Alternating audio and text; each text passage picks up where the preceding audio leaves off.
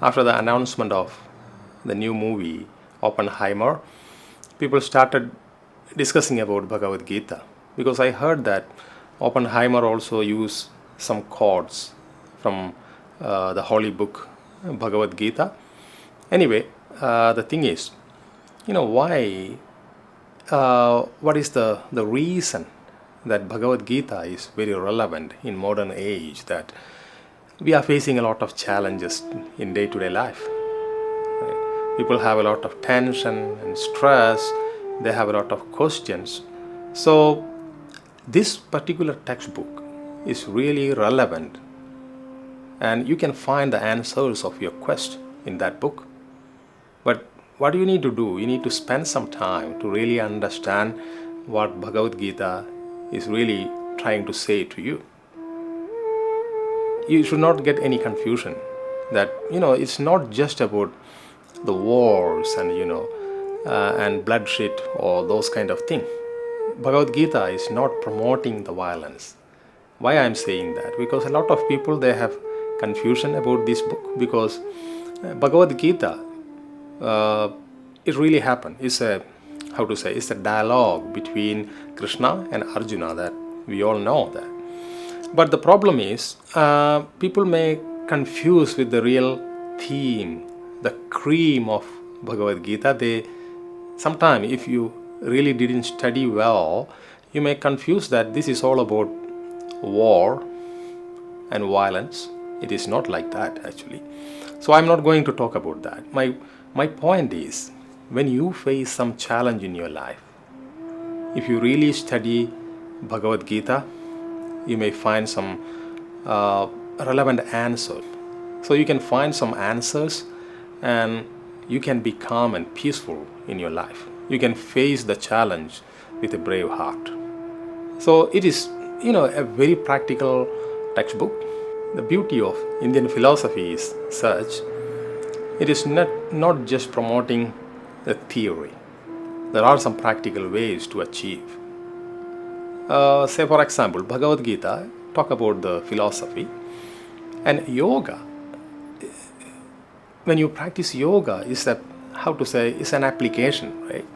So theory is there, and to make it practical, we have some application, yoga practices. So yoga practices will really help you to look deeper within. When you are able to look deeper within, then only you can really digest the philosophy, what you have learned, whatever the textbook. For example, Bhagavad Gita, or maybe even Patanjali's Yoga Sutra. To understand that very well, you need to practice yoga. So, for example, the foundation of yoga is asanas, right? According to Hatha Yoga Pradipika. I'm not talking about Patanjali's Yoga Sutra. He have a different understanding about that. But in Hatha Yoga practice, they clearly mention that the foundation of yoga should start with asana practice. There is a reason behind that. If you directly try to reach the brain, you may probably fail. Because most of the people, we need some easy way to reach. It's not that easy to start directly with the mind, right? But it is easy to start something with the body first, physical body. So that's why asanas are very relevant in Hatha Yoga practice. So after you practice some asanas, some basic asanas, for example, you will maintain some stability. Yeah, you will develop the stability of the body, and then after the asana practice, we will proceed slowly to the pranayama practice, and this will definitely help us to bridge the body to the mind. So the role of pranayama is to connect the body and mind. So it acts as a bridge. So when the bridge is stronger, and then it is so easy to reach your mind. So without having a proper bridge, if you directly try to reach the mind, what will happen? You may fail. Not everyone will fail, but majority will fail, because there is no bridge. So only few people will be able to directly approach the mind or directly deal with the mind. So for common people like us, it is always better to start with the body. So prepare the body first. That is the purpose of asanas. And pranayama practice will really help you to reach the mind, because it will connect the body to the mind. And then you can practice dharana, and you can practice dhyana. Dhyana means meditation. Dharana is concentration practice. So these steps are very important. You cannot avoid this, systematic way, or you cannot jump from one position to the other. Yeah, jumping is always dangerous, and it may not give you the desired benefits. So to get the desired benefit, to get the maximum benefit out of the yoga practice, you need to go in a systematic way. So coming back to the theme, how to manage the stress and tension. This is the main problem what modern people are always facing, and this is really a challenging thing. So the thing is, if you're able to find the stability of the body, you can slowly find the stability of the mind, and we will know how to deal with our own thoughts. We no need to take our thoughts as an enemy. And this is another problem what even the yoga practitioners are facing. They may think the purpose of yoga, especially the systematic yoga, is to stop the thought, which is a wrong understanding.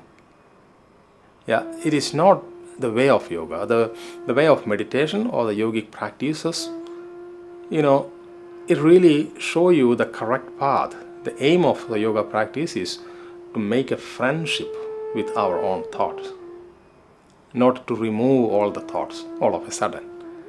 So if you take your thoughts as an enemy, what will happen? It will be keep disturbing you forever. But if you can make a good friendship with your own thought, and then the thoughts may not bother you. Thoughts will be there, but you will be really, pleasant with your thought, because you already made a friendship. Yeah. So if you go with your friends, you will not get disturbed, right?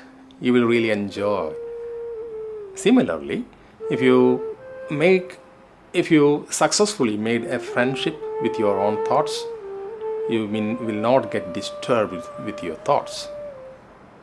So this is what we are trying to achieve through the yoga practices, through the asana practices, through the pranayama and meditation. So there are steps, as I mentioned earlier. So follow the steps in a systematic way, and then the results will naturally come to you. You don't need to search for the results. Yeah, the results will come to you. Actually, the benefits will embrace you. Peace will embrace you. Happiness will embrace you. A courage will embrace you. Courage to face the challenges. That's what I mean. Yeah. So I hope the theme, the message is clear. If you practice yoga, if you read philosophy, just with the philosophy, reading the textbooks, it may not help you. To digest what you have read, what you learned from the textbooks, it takes some time. So the proper digestion will take place when you practice yoga. Same as the food. If you are not moving, you just keep eating, right? Food is like a fuel. We need fuel to run our body, to run our life. But we have to make sure that the food is really digesting properly, right? So to digest the food properly, you need to have certain movements. Yeah. Otherwise, the food won't digest. Similarly, the philosophy, what you have learned, it may take some time to really digest. So for a proper digestion, you need to practice yoga. Practice yoga in a systematic way.